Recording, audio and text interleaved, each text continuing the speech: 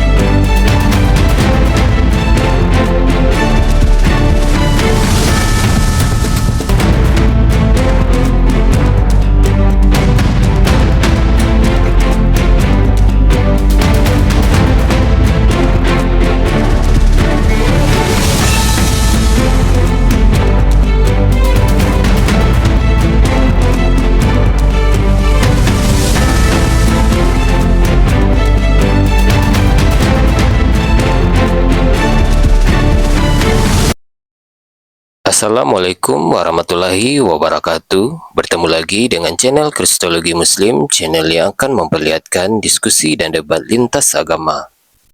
Pada kesempatan hari ini, semoga kita semua dalam keadaan sehat walafiat, selalu diberikan kesehatan, dan segala macam urusan dilapangkan, dipermudahkan, dan dilancarkan seperti apa yang diharapkan, dan juga diberikan segala kecukupan ekonomi, rezeki yang berlimpah yang tidak pernah habisnya dari Allah Subhanahu wa Ta'ala.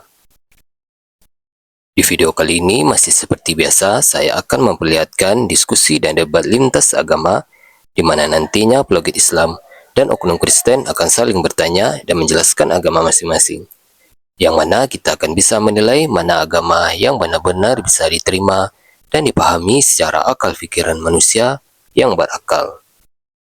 Di video ini juga kita akan melihat diskusi dan debat Unirifa dan apologet Islam lain dengan beberapa oknum Kristen yang mana kita bisa mendapatkan ilmu dan pengetahuan tentang ajaran Islam dan ajaran Kristen.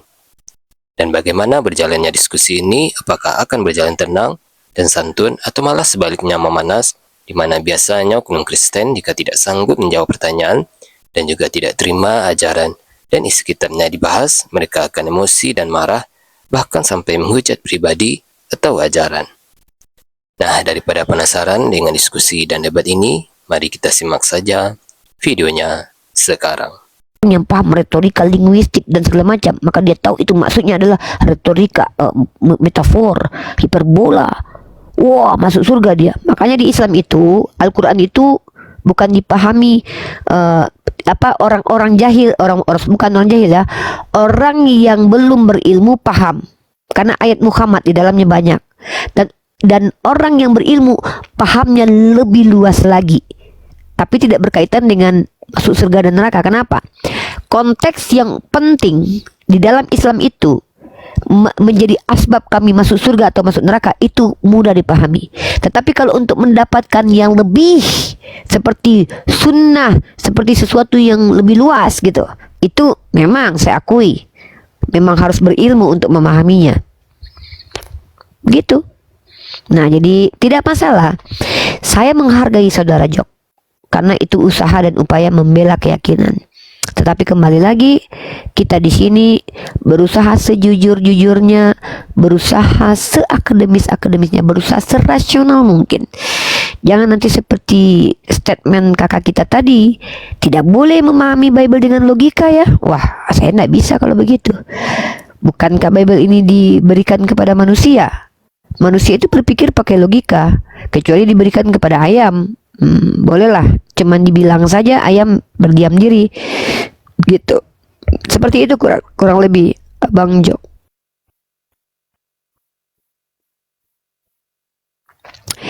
Ya, mungkin Abang Jo nanti kalau ada pertanyaan silakan diajukan. Di sini kita tidak, sekali lagi saya tekankan, ini bukan room Islamisasi, tapi ini room yang mengajak berpikir.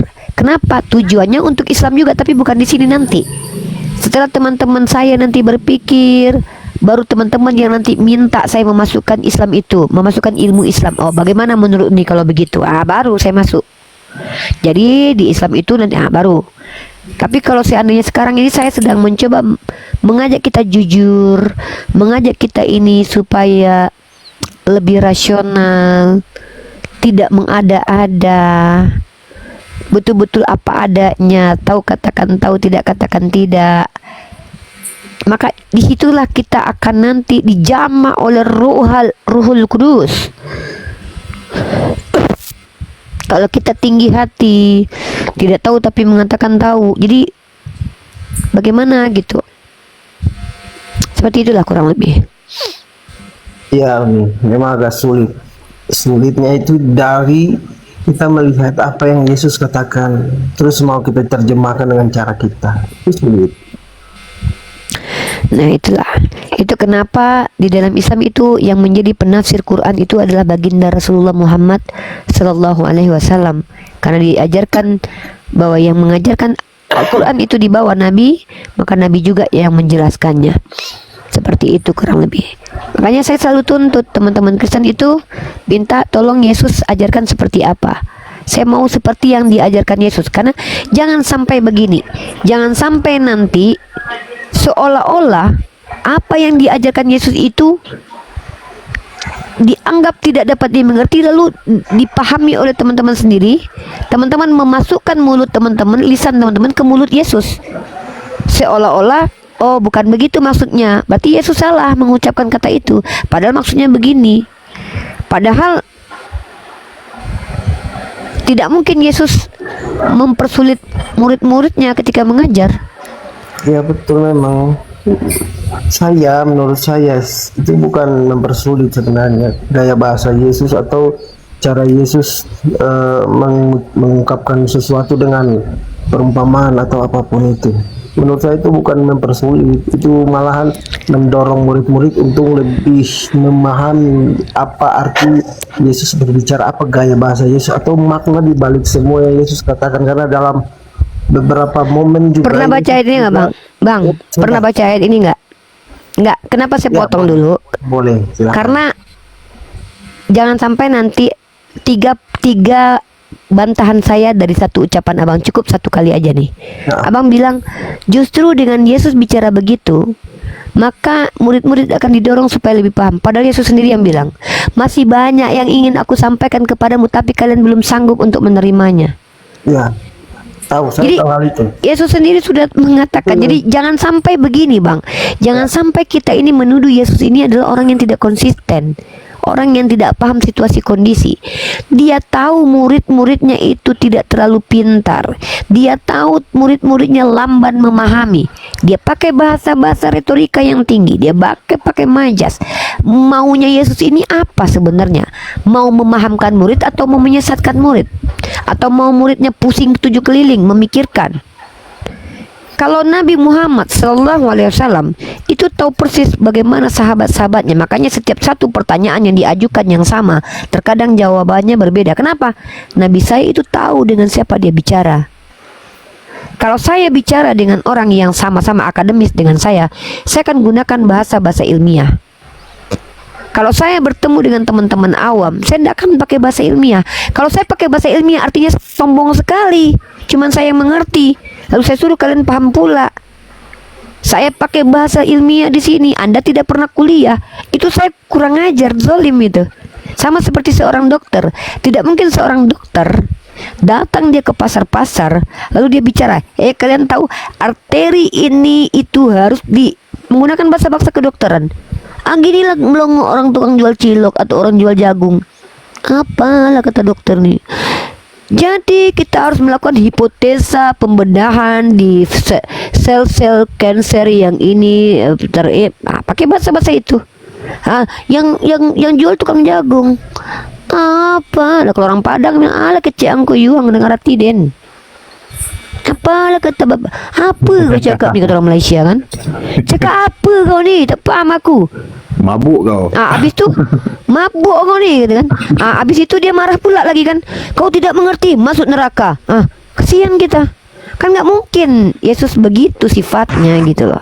Tidak mungkin dia begitu. Assalamualaikum warahmatullahi wabarakatuh. Salam warahmatullahi wabarakatuh. Ya. Gitu. Jangan kayak Bang Mesia ini. Bang Mesia ini memang kayak gitu dia sifatnya, seperti yang abang bilang tadi. Udah tahu ini orang bukan pebisnis, dia ceritakan tentang bisnis, sakitlah kepala orang, mute lagi, berisik pula. Naik. Ini contohnya nih, Bang Mesia ini memang begitu dia. Dia punya teman itu tidak ngerti bisnis, tidak tahu geopolitik. Dia ceritakan itu, dia paksa orang paham. Iya paham.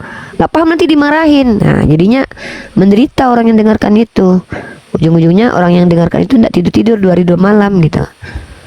Ini orangnya nih. Jangan Yesus kayak gini. Jangan lah, nggak sama lah. Ini orang zalim nih. Apa Ya kan? temanya? Bang Mesia zalim. Jadi gitu ya. Gini Bang Mesia, ya gini Kak Ibal. Jadi menurut Abang Jok ini, ketika Lukas 14:26 ini, itu artinya Yesus sedang membuat sebuah diksi hiperbola. Jadi saya keberatan dengan itu. Kenapa dia main bola? Hiperbola kan? Hiperbola. Itu apa Hiperbola, itu hiperbola? dulu sekali. Hiperbola itu kaidah dalam bahasa Indonesia, sebuah bahasa yang dilebih-lebihkan untuk menunjukkan sebuah makna yang tidak seperti itu. Contoh, aku mencintaimu Iqbal sampai aku akan terbang ke bulan. Nah gitu. Itu kan berlebihan. Padahal tak mungkin gitulah. Aku tak bisa hidup tanpamu Iqbal. Padahal ada tak ada kau, aku hidup bang. Kan gitu, bohong bang. Lautan Gitu. api sanggup kurenangi. Itu dia. Lautan api aku langkahi untuk mencarimu. Kalau bukan dinginnya samudra, mungkin sudah terbakar api rindu kan gitu. Itu dusta banget itu. Jadi bahasa-bahasa seperti itu, bahasa-bahasa itu digunakan biasanya kan untuk bukan untuk sebuah pengajaran yang konteksnya itu wajib, aturan perintah wajib, itu tuh nggak mungkin dipakai bahasa itu. Karena kalau saya mau mengajarkan, Cuman Yesus ini pasti kenapa dia pilih murid-muridnya yang idiot, yang nggak mengerti bahasa, akhirnya dia dijadikan Tuhan kan? nggak gitu. Jadi gini, Yesus ini dia itu sebenarnya, saya membela Yesus dalam kaidah itu. Saya justru make sense secara Islami. Dengarkan baik-baik. Saya sudah bilang berkali-kali ya, jangan merendahkan orang bodoh. Karena orang bodoh itu lebih mulia daripada orang pintar tapi pendusta dan sombong. Orang bodoh tapi Ya. orang idiot itu memang sudah idiot. Itu kan idiot di dalam itu nggak lah, saya nggak percaya kalau muridnya idiot lah. Itu tertulis di kitabnya memang. Iya, idiot makan tai lagi. Nah itu ini ganggu aja. Jadi saya justru percaya bahwa Nabi Isa atau Yesus yang dalam Bible yang digambarkan oleh penulis Bible itu dengan cara yang berbeda, saya bisa tangkap bahwa dia itu adalah orang yang penuh hikmah. Bahkan ya itulah, kalau nabi-nabi itu kan memang derajatnya tinggi cara berpikirnya. Makanya kenapa dia cuma pilih orang-orang awam? Karena begini, orang-orang awam itu berhak untuk diselamatkan karena belum dapat informasi pengetahuan. Kayak kita nih jumpa oten awam, kita tuh harus ke mereka kasih edukasi karena mereka tuh nggak dapat. Tapi kalau kita jumpa sama orang-orang pintar, orang-orang yang berpikir ini, mereka tuh cenderung untuk menyesatkan dengan kepintaran mereka. Salah satunya Paulus. Tapi kan dia Tuhan, dia bisa mengubah pikiran orang. Kan itu di Kristen dia Tuhan. Sebenarnya kan dia bukan Tuhan. Kalau dia Kristen, kalau di Kristen dia Tuhan. Misalnya kalau dia Tuhan kan mudah aja bagi dia untuk melakukan hal yang menyelamatkan manusia, itu nggak perlu seperti itu. Ribet. Makanya kenapa dia nggak ngambil orang pintar? Kenapa makanya idiot bertai lagi? Itu nggak ada makan tai. Terus idiot tai itu apa? Nanti tadi Jok yang muntah, sekarang Uni pula yang muntah. Iya. Iya kan Bang bilang Iya. idiot sama tai itu kan idiot makan tai kan? Idiot tai bukan Bang Zaki, turunkan Mesias kata Sinbur itu. Turunkan Yesus katanya. Halo Bang Zaki. Lanjut. Ya. Agamanya apa Bang? Islam. Oke, waalaikumsalam warahmatullahi wabarakatuh. Ada yang mau disampaikan Bang Zaki? Enggak, cuman ini aja, nyimak aja. Oke. Saya turunkan di bawah ya, Abang ya. Ya, Assalamualaikum warahmatullahi wabarakatuh. Oh, Abang itu yang noise dari tadi ternyata. Saya pikir Bang Mesia. Saya pikir Kak Iqbal dan noise. Ya, jadi teman-teman, orang seperti Jok tadi itu berhak mendapatkan kelembutan dan kebaikan dari kita. Berhak sekali. Bahkan saya yakin dia termasuk orang yang apabila dizolimi, maka Rasulullah akan berbantahan dengan kita nanti. Karena dia dengan cara baik menjelaskan agamanya. Itu sah-sah saja. Dia malah sanggup mendengar tuh. Dan dia bahkan mendengarkan ketika saya menjelaskan.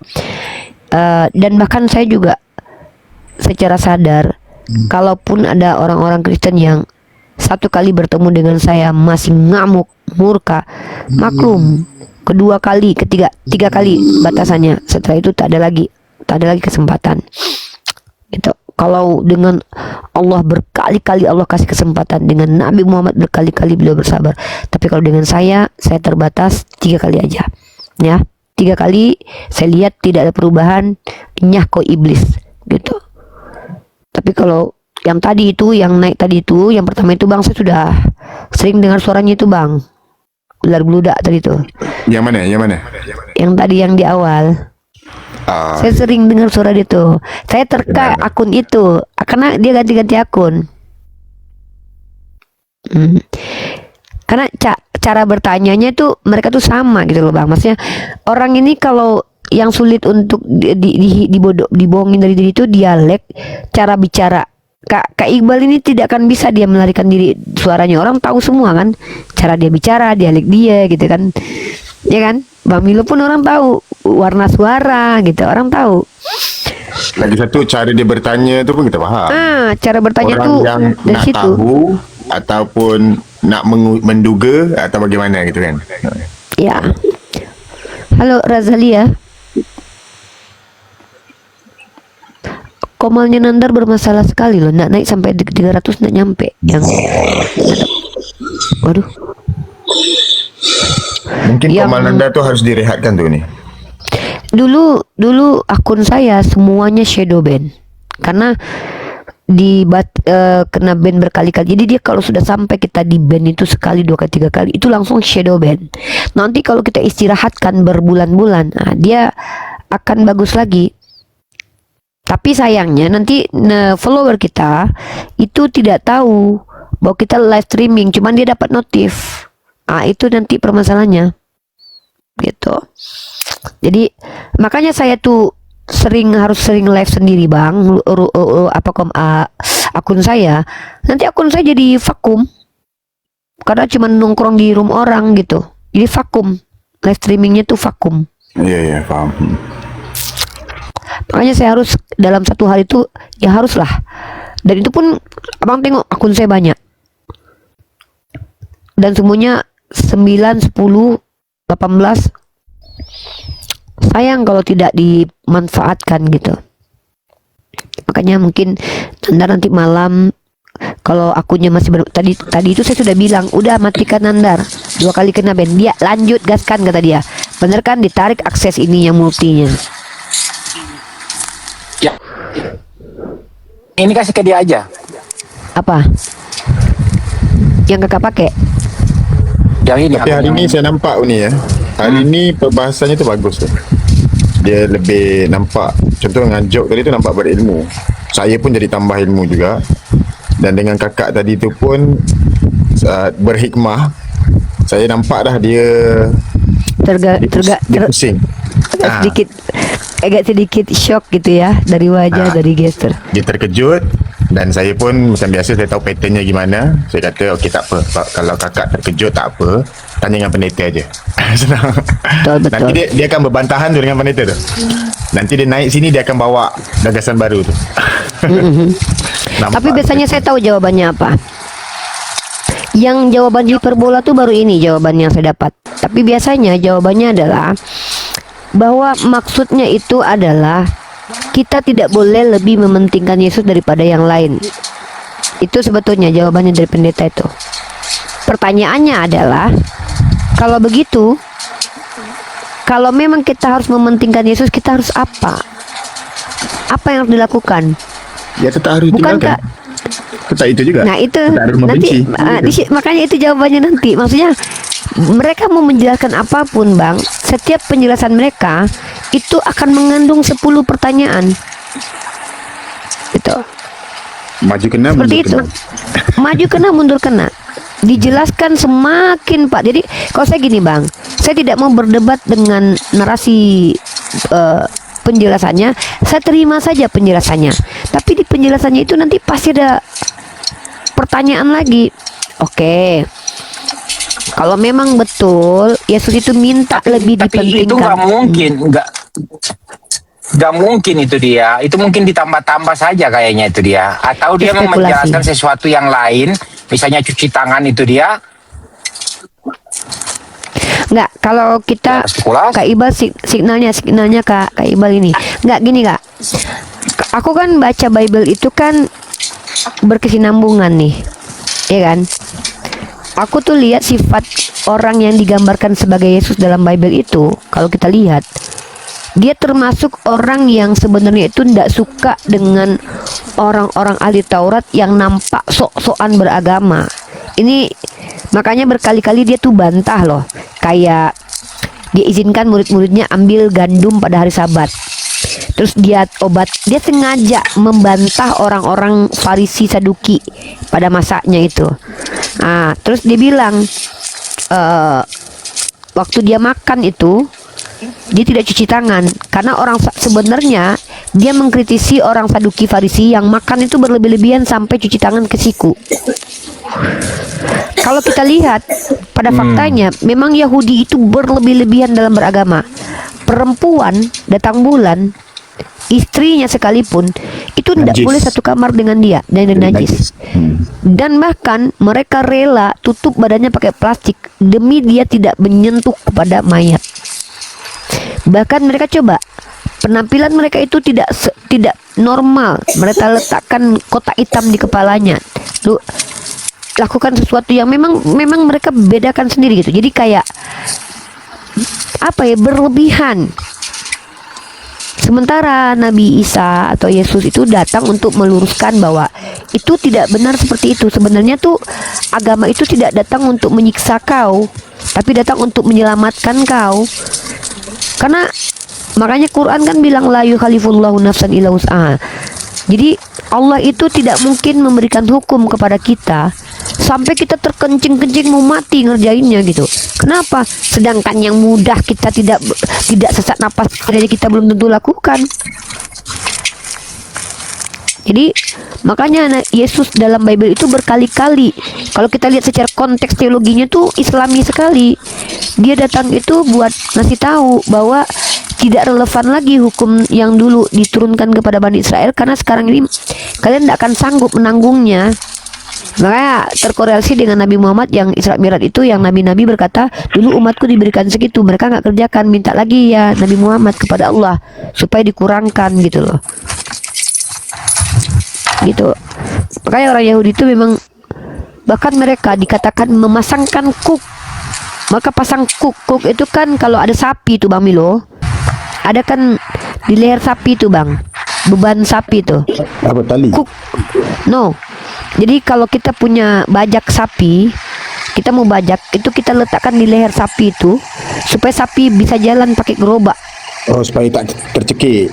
Jadi itu cooknya itu dia macam kayu yang diletakkan di leher sapi. Kalau sapi itu kan dulu diletakkan di punggungnya. Ada Di bebannya bonggolnya itu tu. di cooknya itu diletakkan cooknya itu, cook sapi itu. Jadi apa kata Bible itu? Orang Yahudi itu dia suka meletakkan cook, dia suka bikin berat orang, tapi dia nggak ngerjakan. Dia suruh orang berlebihan. Kalau tersentuh mayat, cari sapi warna merah, bakar abunya lah buat bersuci. Cari sapi warna merah. Coba terkorelasi dengan dalil ketika Allah suruh mereka itu sebenarnya gini, ya. Ini Ada tu, betul ya masuk akal. ayyuhallazi Ya. na'amanu lima taquluna ma la taf'alun. Kalau itu Al-Qur'annya gini, Bang. Yang gini, Bang. Ayatnya itu gini. Nabi Musa berkata kepada mereka, sembelihlah seekor sapi. Lalu mereka bertanya. Pertanyaan mereka itu sebenarnya pertanyaan yang ingin mereka menyusahkan diri mereka, tapi Menyusahkan mereka nanti diri. nggak lakukan. Padahal kalau Allah sudah bilang, sembelihlah seekor sapi, nggak usah tanya lagi, cari aja sapi mana yang kau mampu, Jantan ke kau sembelih betina? sudah. Warna Nah. apa? Gemuk ke kurus? Tuh. Gitu. Tapi ketika mereka sudah dikasih pun mereka nggak jalankan, Bang. Yahudi itu punya kerjaan begitu sifatnya. Iya, iya. Makanya sok perfect, tapi ketika dikasih batasan mereka nggak ngikutin. Makanya kan Allah tidak suka pertanyaan-pertanyaan yang tidak menambah keimananmu. Jadi kalau saya misalkannya nanti ke ini sholat, terus tiba-tiba saya ini, jadi seolah-olah kayak kau tak jalan rasionalmu gitu. Karena Allah itu suka memudahkan, bukan menyulitkan. Makanya Allah kasih toleransi dalam sholat itu. Kalau kau dalam perjalanan ada namanya jamak, ada namanya di ini. Jadi Allah memberi kemudahan. Tapi banyak manusia, orang-orang Yahudi ini seolah-olah kami ini mampu lah. Apa ketentuannya? Tapi Cuma ketika kan diberikan, tapi kan ada dalam Bible tu yang jika hidup keagamanmu tidak lebih benar dari ahli Taurat. Jadi kalau ini menanggapi tu gimana? Benar tu artinya kena lebih hebat ke atau Bukan. harus lebih kurang? Bukan. Kalau saya tangkap perkataan Yesus itu, sebenarnya Bang, saya sangat sepakat dengan pernyataan Quran dan Bible bahwa orang Yahudi ini kalau kepatuhannya tentang keagamaan itu mau mati patuhnya, Bang. Betul-betul patuh loh, Bang. Mereka itu kalau kerabi-rabinya itu patuh sekali. Rabi-rabi kan? Yes, maksudnya sifat kepatuhannya, Bang, sifat dia kepada kan rabi-rabi itu yang membuat agama mereka. Sistematika agamanya kan rabi. Artinya dia betul-betul tunduk patuh. Iya Bang, pernah ada mereka bikin acara di restoran ya. Itu kami itu pakai sarung tangan, semua panci-panci itu yang buat potong itu diganti semuanya loh, Bang. Ngeri loh mereka. Tapi mereka tuh kepatuhannya patuh. Masalahnya adalah kepatuhan yang mereka patuhkan itu bukan sistematika yang datang dari Tuhan, tapi datang dari manusia, buatan manusia. Dibuat-buat sendiri. Yes, makanya mereka dikatakan Allah, mereka adalah orang yang menuhankan rabi-rabinya. Gitu. Jadi make sense semua yang Allah katakan. Ada yang Yesus kata tu kan, apa gimana ya, macam sia-sia lah kerana apa ajaran Percuma kamu bukan dari mereka Tuhan. beribadah kepadaku karena ajaran yang mereka ajarkan adalah buatan manusia. Ajaran manusia. Ya. Gitu. Jadi kalau kita lihat korelasi ajaran Nabi Isa dalam Bible, walaupun itu karangan manusia pun tetap nampak titik terang antara mereka dengan kita gitu. Kita sapa Rusli. Oke. Jadi saya pernah bikin statement dulu begini. Kenapa kenapa Islam ini dikatakan agama sempurna? Bukan berarti agama Nabi Musa itu tidak sempurna, tapi agamanya Nabi Musa itu sempurna pada masanya. Pada masa itu sempurna, yang sempurna ajaran Torah, karena melihat siapa yang mendapatkannya. Umatnya itu umat yang lebih kuat secara kepatuhan dan keinginannya itu dari kita kita nih boleh dikatakan lemah, makanya kita dikasih banyak toleransi dari Allah. Nah, dulu orang Yahudi itu, bahkan hukum-hukum yang diterapkan di keagamaan mereka itu mereka harus menemukan apa ya namanya tuh ya, kayak sapinya itu harus warna merah tidak bercacat. Itu karena mereka sendiri. Makanya kan kalau saya pernah baca tafsir Al-Qurtubi itu bang, waktu mereka itu dikasih mana salwa sama Allah, mereka kan dikasih mana salwa itu, mereka tidak cukup dengan mana salwa. Makanya mereka bilang wa iskul tum ya Musa lan nasbiro ala ta'ami wahidin. Mereka berkata kepada Musa, lan nasbiro ala, kami tidak bisa sabar dengan makanan, cukup satu makanan saja gitu. Jadi ketika mereka itu sudah di titik yang dimuliakan oleh Allah, mereka dapat apa namanya makan langsung turun dari langit, manna salwa Allah berikan, dikasih Baitul Maqdis. Mereka tidak cukup puas dengan itu, maka mereka minta kepada Musa, ya kan, lan nasbiru ala tu'ami wahidin fad'u lana. Jadi mintakan kepada Tuhanmu ya Musa, minta kacang adas, minta bawang merah, bawang putih, minta ini, minta itu. Maka kata Nabi Musa, kalau kamu kok cari ke pasar, kata Nabi Musa, karena apa yang diberikan oleh Allah itu sesuatu yang jauh lebih baik. Tapi mereka itulah, ketika sudah di titik tertinggi dimuliakan oleh Allah, ini manusia nanti berulah nih, tak tahu diri lah. Akhirnya dia minta makanan-makanan yang kalau dalam pandangan Islam bawang putih, bawang merah itu termasuk yang berbau.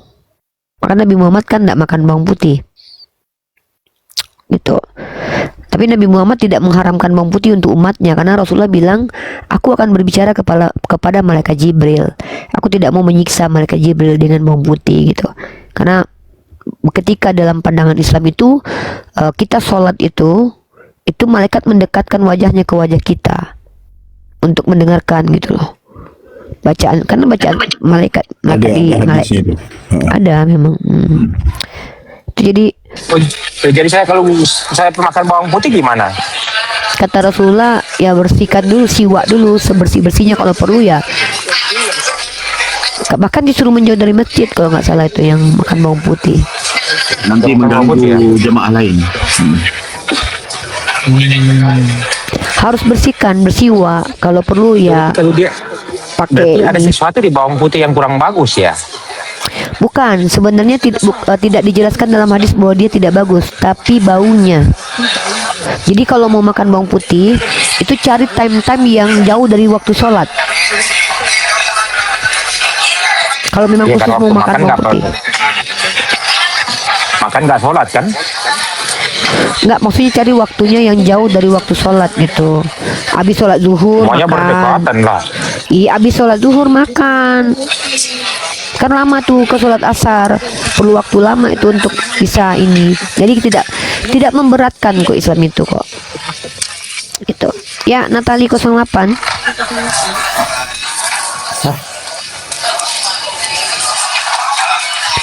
Halo Natali, kakak noise sekali kak. Natali, pencet ya. Nah, kita kalau baca ya, saya itu kan walaupun baca Bible itu ibaratkan gini Bang Milo. Kita baca Bible ini ibaratkan kita nih sedang melihat benang kusut Bang. Lagi bertabuh gitu Bang, sap gitu kan. Jadi itu benang kusut semua. Tapi karena saya sudah sering baca berulang-berulang, jadi saya tengok lagi benang kusut itu, saya luruskan lagi sedikit. Nampak nih. Oh, kok begini ya? Loh, di Quran kan begitu juga ya. Sebab dah biasa itu. Ada. Terus nanti ingat lagi. Oh iya ya. Di Quran kan sifatnya Yahudi begini ya. Nanti ketemu satu sinkron connectingnya tuh. Connecting the puzzle. Contohnya ini nih. Ini saya tunjukkan satu ya. Apa kata Allah dalam Quran? Bahwa innal ladzina kafaru sawaun alaihim anzartahum am lam tunzirhum la yu'minun. Saya dulu tuh termasuk tidak menolak ayat itu, tapi saya termasuk agak bingung dengan memahami ayat ini. Kenapa Allah katakan bahwa mereka tidak akan beriman sementara mu'alaf banyak? Saya belum paham maksudnya. Sekarang saya sudah paham maksudnya. Dulu saya tidak paham, jadi saya masih kenapa ya, apa ya. Nah, ternyata saya bertemu nih, Yesus bilang begini nih.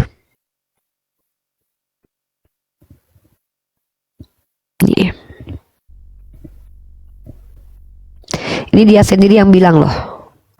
Makanya saya bilang dia itu tidak untuk seluruh manusia, tapi dia itu memang untuk spesialisasi. Bani Israel aja. Ya. Jadi ada seorang bertanya kepada Yesus, ini kalau nggak salah. Ya. Nih saya tanya, kalau nggak salah ayatnya di sini, saya cari ayatnya dulu. Nih. Yesus itu selalu bicara pakai bahasa perumpamaan. Kalau tidak salah ayatnya itu dalam Matius 13 nomor 10. Coba saya cek dulu. Ini tadi ayat apa ya yang apabila kamu menjadi pengikutku kamu harus membenci itu? Tuh yang tertulis. Mau tunjukin ke orang Lukas Argentina. 14. Ini Lukas 14:26. Mau tunjukin ke orang Argentina dulu sebentar. Ya. Nih. Matius pasal 13.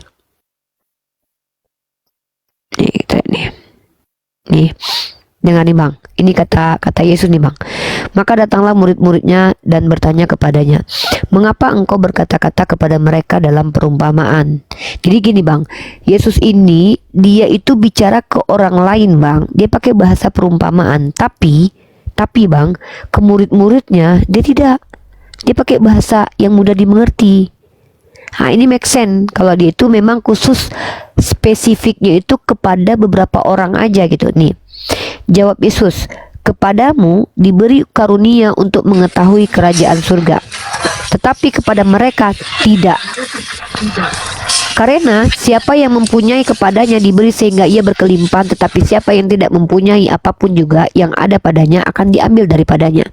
Nah, itulah sebabnya aku berkata-kata dalam perumpamaan kepada mereka, karena sekalipun melihat mereka tidak melihat, dan sekalipun mendengar mereka tidak mendengar dan tidak mengerti. Summum bukmum umyum fahum la yarji'un. Ini Bang, korelasinya. Artinya Ternyata, Yesus tahu siapa yang layak diberikan kawan, siapa exactly. tidak. Nah, ternyata itu juga dinubuatkan dalam kitab Perjanjian Lama. Kakak noise banget. Kak noise banget Kak. Noise banget Kak Ibal nih. Oke. Nih. Ternyata Bang dalam Yesaya itu sudah ditulis Bang. Nih. Bahkan disampaikan Yesus, maka pada mereka nih orang yang datang berkerubun nengok Yesus itu Bang. Maka pada mereka genaplah nubuat Yesaya. Apa nih nubuat Yesaya itu Bang? Ini nubuatnya Bang. Kamu akan mendengar dan mendengar namun tidak mengerti. Kamu akan melihat dan melihat namun tidak menganggap. Sebab hati bangsa ini telah menebal dan telinganya berat mendengar. Matanya melekat tertutup supaya jangan mereka melihat dengan matanya dan mendengar dengan telinganya dan mengerti dengan hatinya. Lalu berbalik sehingga aku menyembuhkan mereka. Kenapa orang Kristen bilang dia datang untuk menyelamatkan seluruh manusia?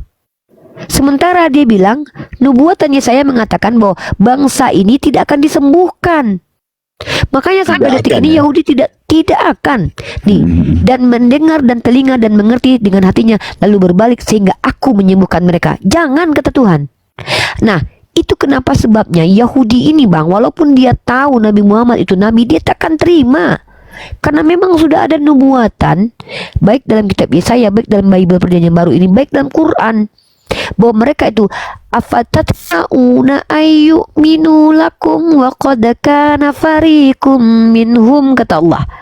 Apakah kamu berharap, ya itu ya, afatatma'una ayyuminu lakum wa qad kana, bukan, iya ya, tunggu dulu, Quran itu yang ayat yang apa, kamu berharap mereka akan beriman. Karena dia tadi anak Bang Milo, anak orang Argentina usia 24 tahun kerja di sini.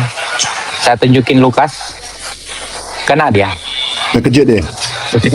Terkejut dia. Ya, saya minta nanti kita bertemu kalau dia libur. Oh, kakak chat dia. Enggak, ini ketemu lagi duduk di minum kopi kan. perempuan. Oh betul, itu ayatnya betul. Afatatma'una ayyuminu lakum. Apakah kamu berharap afatatma'una ayyuminu lakum? Apakah kamu berharap mereka akan percaya kepadamu? Ya kan? Wa qad kana fariqum minhum. Nah, sementara padahal segolongan di antara mereka itu apabila waqad kana fariqum minhum yasma'una kalam Allah, dan mereka mendengarkan kalam Allah, ya summa yuharrifuna, mereka merubahnya. Saya ada cadangan ini. Apa kata kita kumpulkan ayat Al-Quran dan ayat-ayat Bible, mana yang sejalan dan mana yang tidak, disatukan. Lepas tu kita buat buku, kita jual. Saya kena kumpul Boleh. betul lah. Menarik tu. Boleh lah. Sebab kita kan tahu bahawa Al-Quran itu datang membenarkan kitab-kitab terdahulu dan menjadi apa tu disebut Acuan, apa batu ada ayat- uji. Ya, batu uji ataupun jadi macam pemelihara. Malahan maknanya menjadi pemelihara kepada Bible. Maknanya yang salah itu dan yang betul tu Diluruskan di Quran. diluruskan. Makanya kita boleh jadikan satu buku contohnya di mana ayat-ayat Bible yang sejalan dengan Al-Quran ada perintahnya boleh, tu, Bang. boleh diterima. Mengambil kalimatus sawa. Ya, betul. Saya rasa bagus tu. Kita buat, jadikanlah projek setahun ke 2 tahun. Kita dah kumpulkan Ya. semua. Lepas tu kita jual. Yelah, maknanya hasil usaha gigih tu kan perlulah sedikit upah lah kan. Nanti kita di sini sambil kita jualan. Ambil dari ini aja Bang Milo. Ya. Bang. Bang Milo, diambil dari Mesia aja, di komparasi di Mesia. Biar orang luas yang kenal. Karena kita kan banyak bahasa kan di situ. Ya maksudnya Bang Milo ngajak bikin buku juga. Di Mesia nanti tetap ada, tapi kita kasih spill sedikit. Nanti kita arahkan ke buku, karena buku ini kan bisa dijual. Kalau Mesia itu kan free, kan situs free.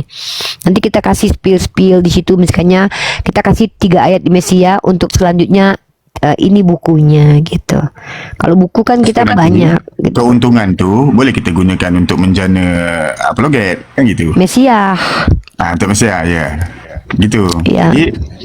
Jadi kita sambil apa ya? Yalah, sambil berdakwah, sambil sedikit menjana ekonomi. Nanti untuk apologet dan lain-lain untuk Malaysia tu dapat kita aturkan ke situ. Saya rasa tu idea yang bagus tu. Sebab saya rasa lah belum ada orang buat. Saya rasa. Belum. Menarik tu. Jadi kalau kita tengok, saya kan dulu yang saya kaji itu esensi Tuhan. Saya mau buktikan kalau dalam Bible itu Tuhan itu sebenarnya sama dengan di Islam. Makanya saya punya materinya itu. Esensi Tuhannya Bani Israel, ini saya bacakan, Bang. Jadi saya sudah sistematika itu sudah saya buat. Esensi Tuhan, esensi Nabi. Bahwa dalam Bible itu tidak mungkin Nabi Daud tuh ngambil istri orang, itu tidak mungkin. Udah, sebentar. Di Lukas 14:26 tadi jawabannya dia, ya kalau keluarganya menyimpang dari agama, ya kita harus membenci. Bukannya dia bilang kasihilah musuhmu. Ya makanya tanya gitu. Itu kena mudah kena tu. Makanya dia kaget tadi kan. Iya. Nih, contohnya kayak bahwa kitab Torah itu nanti akan dirombak atau apa tuh di Bible dan di Quran itu ada kesinambungan. Jadi ada dalil-dalilnya. Contohnya kayak gini. Pena pendusta apa semua tu kan. Ini contoh tentang esensi Tuhan itu saya punya di mana ya? Nah nih ini kata salah ini nih. Saya ini harus jadwal, harus manage ini saya, Bang Milo, karena nih kayak gini ya. Di dalam Al-Quran itu yang diberkati itu adalah orang yang bertakwa kepada Allah, betul tak? Bertakwa kan, artinya takut kepada Allah. Nah di Kristen mindsetnya adalah manusia tak perlu takut dengan Tuhan, karena manusia itu adalah memang representasi Tuhan dan segala macam lah. Maksudnya mereka meninggikan diri mereka sebagai manusia, merendahkan Tuhan. Tapi dalam kitab Mazmur, ya justru dalam Mazmur itu sejalan dengan Quran, bahwa Tuhan memberkati orang yang takut akan Tuhan. Itu saya tampar Kristen kemarin tuh. Kita nih ngapain takut? Iya, itu adalah Mazmur. Terus di dalam Al-Quran kan tidak ada Tuhan selain Allah. Dalam Yesaya 4:6-9 tidak ada Tuhan lain seperti Dia. Tidak ada. Itu juga tuh. Terus Tuhan Maha Besar, Allah Maha Besar dalam Mazmur pasal 104 ayat 1. Tuhan tidak berubah, Maleakhi pasal 3 ayat 6. Dia menampakkan diri dari jauh, bukan berarti dia menampakkan menjelma, tidak. Sama persis seperti kalau di dalam kaidah Nabi Musa, dia cuma mendengarkan suara di balik pohon. Tapi kalau di dalam kitab Perjanjian Lama, dia mendengarkan suara tapi melihat malaikat. Makanya saya bilang malaikat itu pembawa suara Tuhan, pembawa firman Tuhan, yaitu malaikat Jibril gitu. Aduh, ada puzzle lagi nih. Angka berapa pula nih? Puzzle tu artinya apa? Ini puzzle yang datang kasih waktu, kalau kita klik ada aman. Jadi dia tuh kalau kita tidur dia kasih puzzle, nanti kalau puzzle itu dia kasih waktu 50 detik. Kalau kita tidak, puzzlenya tidak pindahkan atau kita tidak klik, dia mati rungkat kayak kemarin Nak yang tahu itu. kita aktif ke tidak gitulah. Iya.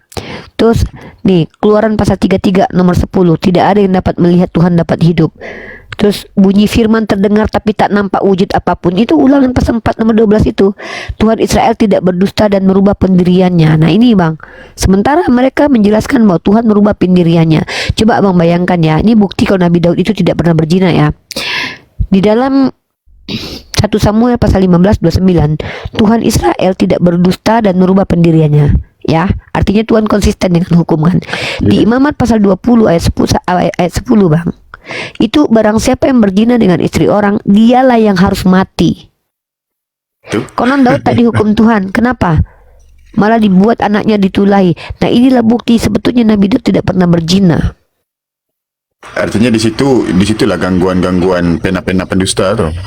Iya, Nabi Daud difitnah mengambil istri orang. Kenapa? Coba abang bayangkan, bagaimana mungkin bini orang yang diambil Nabi Daud tiba-tiba beranak Salomo. Tuhan suka dengan anak itu. Itu anak dari istri orang yang diambil loh. Anak Batseba loh. Tapi Tuhan suka anak zina itu. No, bukan gini. Dalam kisah itu David diceritakan itu berzina dengan Batseba. Batseba itu suaminya tuh Uria, panglima perangnya Daud. Lalu ketika dihamili bahkan Batseba ini itu berzina saat masih punya suami loh. Daud berzina saat sudah punya istri dan menjinai istri orang. Hukuman di Imamat pasal 20 nomor 10, yang berzina dengan istri orang itu mati dua-dua. Tapi Batseba dan Daud justru menikah setelah anak hasil jinanya ditulahi selama seminggu. Nah setelah dia menikah si Batseba dengan Daud, dia punya anak namanya Salomo. Dan apa kata Tuhan? Tuhan berkenan terhadap Solomon. Berkenang terhadap anak selingkuhan itu. Kalau dengan Solomon itu bukan lagi anak selingkuh, tapi anak kandung yang sudah nikah gitu loh. Tapi tetap yang dinikah itu istri orang yang diambil tadi. Paham nggak Kak Iqbal nih? Ini bukti sebetulnya tidak mungkin Daud itu berzina dengan Batseba, karena Tuhan tidak mungkin merubah pendiriannya. Kenapa orang-orang Kristen nggak rubah aja sih firman itu dia, biar mereka bikin pagan sekalian, tanggung kan? Ya, memang mereka udah merubah. Di sini kakak coba telaah baik-baik ya. Apa yang kita boleh dapat di sini? Pertama, kita membuktikan kemuliaan Nabi Daud alaihissalam. Jadi kita ini, perjuangan apologet ini sebenarnya bukan cuman memuliakan agama Islam dan Nabi Muhammad, tapi memuliakan nabi-nabi yang sudah difitnah. Nabi Sulaiman, bayangkan. Nabi Sulaiman itu dikatakan memiliki hikmat Tuhan loh. Tiba-tiba boleh jadi dia dikatakan dalam Bible menyembah kepada Tuhan lain gara-gara mengikuti istri-istrinya. Makanya Quran surah Al-Baqarah membela kemuliaan Nabi Sulaiman. Wattaba'u ma tatlu syayatinu ala mulki Sulaiman wa ma kafara Sulaiman. Sulaiman tidaklah kafir. Karena apa? Bahkan Nabi Daud, pembelaan terhadap Nabi Daud, apa kata Rasulullah? Puasa yang dicintai Allah adalah puasa Daud, sholat yang dicintai Allah adalah sholat Daud. Bagaimana mungkin orang yang puasanya dicintai Allah itu hawa nafsunya tak terkekang? Lihat bini orang disoto langsung pengen. Begini cara Allah menjaga kemuliaan nabinya kepada kita umat Islam walaupun mereka menghina. Nah, begitu juga dengan Nabi. Sebenarnya kan macam ni juga ni. Kalau kita tengok kan, orang Kristian percaya bahawa Yesus itu dilahirkan tanpa ayah. Okey. Tetapi kan tidak ada siapa yang tahu. Jadi kalau ikut pada undang-undang Taurat, siapa yang tiba-tiba lahir tapi belum kahwin pasti akan dibunuh tu. Kalau ikutkan sebenarnya. Tapi persoalannya, macam mana Maryam boleh Kenapa? tunjuk? Nah, Kan gitu. inilah Tidak ada kenapa jawapan mereka dalam bikin. Bible. Kan tidak ada Enggak jawapan bang, dalam kalau Bible. mereka ada ada. menurut mereka, tapi ini jawaban ini justru membuat hancur lagi. Kalau jawaban mereka ada, justru itu jadi anggapan tu. Yang anggapan dia. dulu Oten itu bang, itu yang dia tanyakan ke saya. Kalau di kami wajar dia tidak dirajam karena dia dianggap istri Yusuf. Makanya Lukas 3:23 dikatakan menurut anggapan orang dia adalah istri Yusuf. Waktu itu muncul di otak saya ini, saya bilang kan, oke. Jadi kenapa kalau di ini dia tidak dirajam? Oke, tunggu sebentar. Pertama saya jawab dulu yang kita dulu kan. Karena Nabi Sadai Maryam itu diselamatkan sama anaknya bermukjizat, diberikan mukjizat bisa bicara. Tapi, kan gini, berarti kalian mengatakan bahwa menurut anggapan orang pada waktu itu, Maria itu adalah istrinya Yusuf. Iya. Baru saya tanya, anggapan itu anggapan benar atau anggapan keliru? Ya anggapan benar lah, ya sudah, berarti Tuhan kalian anak orang. Di situ bang waktu itu Kristen itu. Jadi maknanya itu. kalau anggapan tu adalah benar, maknanya Yesus ada bapa. Iya. Nah kalau anggapan itu keliru, maka Bible memuat pendapat keliru dari orang. Macam mana kitab suci bisa macam gitu? Ada pandangan. Sebenarnya, kalau kita tengok memang bertabrakan sana sini. Iya, jadi maju kena mundur kena. Jadi ketika mereka menjelaskan keyakinannya, itu kita sebenarnya kalau kita dengarkan baik-baik seperti Pak Milo bilang nih, biarkan mereka jelaskan. Sebetulnya betul, cuman ada yang saya tuh potong. Kenapa? Saya tuh tidak mau banyak sekali poin yang harus saya terlalu ingat nanti banyak kebohongannya yang harus saya bongkar. Karena setiap mereka berbicara satu kalimat itu kadang secara fakta Tuhan kami ada keberadaannya dan dia dilihat murid-muridnya kebangkitkan dan kemudian dia naik ke surga dilihat orang. Ada 3 tuh bang. 1 klaim bahwa secara fakta Tuhanku ada. Kedua, waktu dia bangkit dilihat orang. Ketiga, waktu dia naik ke surga dilihat orang. 3 statement ini statement yang harus diluruskan. Nah, jadi saya stop tuh. Yang pertama aja dulu statementnya. Mereka nggak mau tuh, mereka terus yang diajarkan di gereja diulang lagi. Iya, karena dia pada mulanya firman gitu tuh. Jadi itu akan berulang mereka ucapkan. Makanya saya tuh selalu kalau udah mulai ini stop. Iya.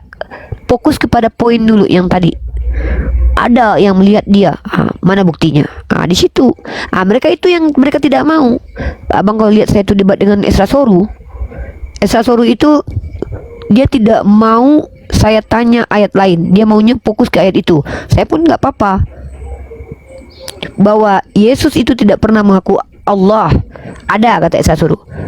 Waktu Thomas itu melihat Yesus, ya Tuhanku, ya Allahku, Yesus tidak marah dan tidak menolak. Di situ waktu itu saya udah ini ya. Waktu itu saya debat dengan Esa Suruh tuh. Saya bilang, saya lihat orang teman saya yang diduga mati. Saya ketemu saya dengar kabar dia mati. Bersyukur lah. Dia kaget bang kalau terus tiba-tiba dia datang ke depan muka saya. Ya Allah, ya Tuhanku, langsung dia jadi Tuhan nggak? Kan mungkin. Makanya ada akun kita gitu, Allahu Akbar gitu kan? Iya. terkejut sebenarnya. Terkejut. Iya. Nah terus gini sama Pak Suruh. Ya kan tradisi Yahudi tidak sama dengan Islam. Siapa bilang? Siapa bilang tidak? Mereka selalu mengucapkan gitu kok. Mengucapkan kalimat-kalimat begitu kok. Makanya bahkan tradisi Yahudi itu dekat sekali dengan Islam. Siapa bilang? Saya bilang mereka mengucapkan itu kok. Sering mereka mengucapkan itu.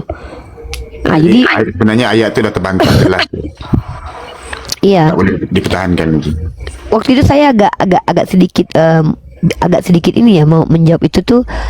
Ya saya pikir Allah menambahkan kepada saya ilham. Saya bilang maksudnya mungkin saya tak bukan bermaksud sombong tidak, tapi boleh terpikir saya waktu itu bahwa Thomas itu terkejut. Kenapa? Kamu bayangkan saja dia udah tahu itu bosnya mati, tiba-tiba ada orang ngaku-ngaku jadi bosnya hidup. Ya terkejutlah dia. Saya pun juga gitu. Tiba-tiba saya lihat dengan 3 minggu yang lalu teman saya sudah tabrakan meninggal, kita sudah bersedih-sedih. Tiba-tiba ada orang depan saya, Rifa katanya, astagfirullahaladzim, ya Allah ya Tuhanku, ya Allah ya Tuhanku. Masa dia langsung jadi Tuhan? Lepas tu, Gitu. satu lagi argument, hanya ada satu ayat tu je kan? Ada ayat lain ke? Iya, tidak. Maknanya memang jelas pun gini. dia terkejut. Jelas lah tu. Iya, Dia bukan itu selalu pun terkejut. begini. Itu pun segini bang. Kalau betul-betul begitu, saya tanya Pak Esa Suruh, berarti Bapak percaya kalau Thomas itu menuhankan Yesus? Oh iya dong. Kenapa Injil Thomas ditolak? Satu lagi argument ya.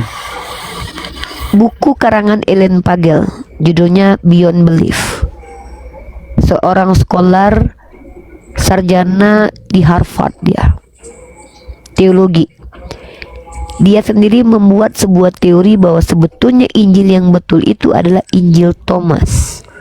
Boleh dilihat untuk ini Injil Thomas ya? Ada. Oh. Itu termasuk apokrifa. Kenapa yang ditolak? Tahu tak apa yang ditolak di situ? Tidak menuhankan Yesus. Ceritanya hampir sama dengan Islam, di mana ada dia menghidupkan merpati. Itu ada dalam Islam tu. Gitu. Dan itu tidak berkesinambungan dengan doktrin gereja pada waktu itu, makanya gereja tidak pakai. Jadi gini, kalau kita lihat sejarah Kristen ini bang, dia tuh doktrin dulu, baru ambil ayat untuk pendukung yang tak sesuai, buang ke belakang. Gitu. Itu perjalanannya. Makanya apokrifa itu judulnya kan disembunyikan. Jadi Injil Yang Thomas itu di dibuang ke mana belakang. sekarang? Kalau manuskripnya aku nggak tahu, tapi apokrifa itu ada salinannya, itu kayak ada gitu. Ada yang menyimpannya bentar. Kenapa kakak di mana ini? Kenapa noise banget? Nggak tahu, mungkin cobain ini.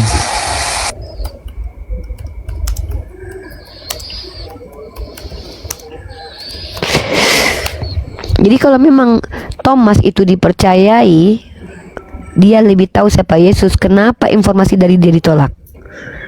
Nah itu.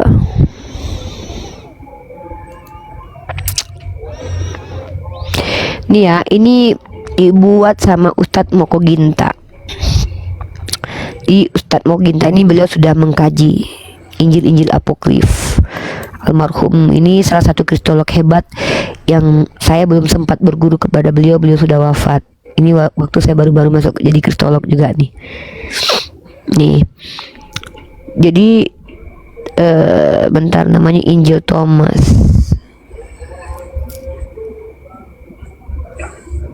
Bentar, alasan ditolak dulu. Pertama, dianggap bersifat gnostik, menekankan rahasia pengetahuan sebagai jalan keselamatan, tidak memuat kisah sengsara, wafat, dan kebangkitan Yesus. Dianggap tulisan bukan dari Rasul Thomas, bertentangan dengan ajaran keselamatan ortodok, tidak pernah diakui secara luas oleh gereja-gereja awal. Nah, kemudian kontradiksi dalam penolakan Injil Thomas. Ustadz, bentar nih, Ustadz ini udah pernah bahas nih.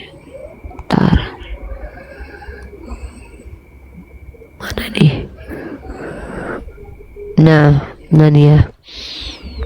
Nih, ini kenapa nih? Jadi pembahasan kembali diarahkan pada tema utama penolakan Injil Thomas. Di berbagai alasan dikemukakan, semakin jelas bahwa faktor penentu penolakan Injil Thomas adalah karena tidak adanya kisah sengsara, wafat Yesus, dan kebangkitannya di dalam situ. Padahal sosok Thomas sendiri sering dijadikan sandaran utama oleh umat Kristen jika dikatakan pengakuan tentang ketuhanan Yesus dalam Yohanes 20:28 itu, "Ya Tuhanku, ya Allahku." Ayat ini digunakan sebagai bukti bahwa Thomas mengaku Yesus sebagai Tuhan. Namun keanehannya, Injil Thomas justru tidak dimasukkan ke dalam kanon Bible, tetapi pengakuannya dipakai, kitabnya dibuang. Nah, Bercanggah terus. iya, bertentangan terus. Nah, jadi gitu. Banyak ini alasannya.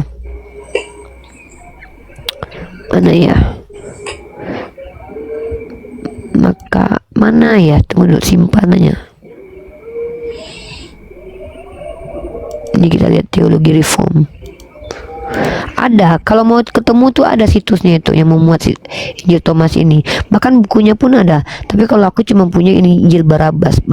Cuman aku nggak mau baca lah karena itu secara akademis juga tertolak sebenarnya. Kalau Injil Thomas ini, Ellen Pagel itu membuat. Itu yang Injil Barnabas itu tak macam abad Islam dah hadir ini. Iya, Oh. secara ini. Kalau ini bang, kalau apa namanya? Kalau Injil Thomas itu bahkan sarjana Kristen sendiri tuh Ellen Pagel itu salah satu scholar Harvard itu, dia bahkan percaya Injil Thomas itu Injil yang lebih dulu ada dibanding Yohanes dan yang lain.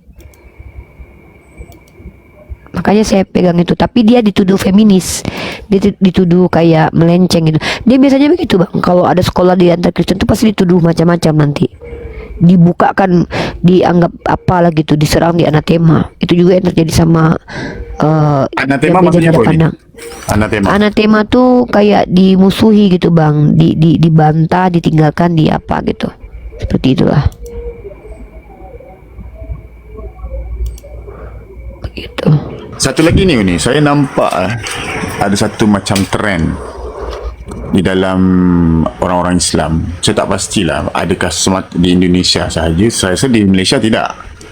Iaitu trend mempercayai keberadaan Tuhan itu hanya berdasarkan iman saja. Seolah-olah macam Tuhan itu tidak boleh dibuktikan secara rasional. Itu. Jadi saya macam terasa sedih lah. Sedangkan sebenarnya Tuhan tu dibuktikan sebenarnya secara rasional. Sebab Ya, sama. banyaklah hujah-hujahnya tu. Cuma saya rasa macam di Indonesia kebanyakan orang Tuhan tu dia beranggapan Tuhan tu hanya iman saja, tak boleh dibuktikan secara rasional. Saya macam kenapa adakah sebab jalur pendidikannya ke atau bagaimana?